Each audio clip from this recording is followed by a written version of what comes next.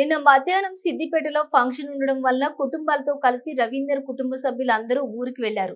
తిరిగి రోజు ఉదయం 7 గంటలకు ఇంటికి వచ్చి చూసేసరికి మెయిన్ డోర్ బ్రేక్ అయినట్లుగా గుర్తించారు. చోరీ జరిగిందని గుర్తించిన కుటుంబ సభ్యులు పోలీసులకు సమాచారం అందించడంతో ఘటనా స్థలానికి చేరుకుని దర్యాప్తు జరుపుతున్న జవహర్ నగర్ పోలీసులు 30 తులాల బంగారు ఆభరణాలు, 6 లక్షల నగదు, 50 తులాల వెండి ఎత్తుకెళ్లిన దొంగలు.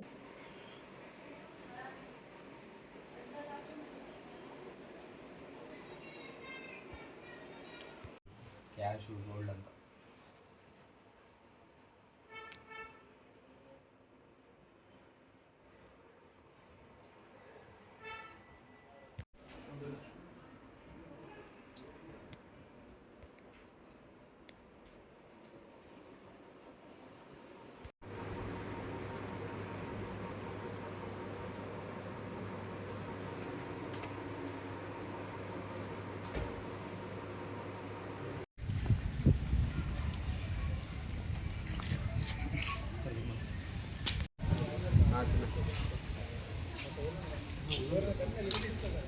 చిన్న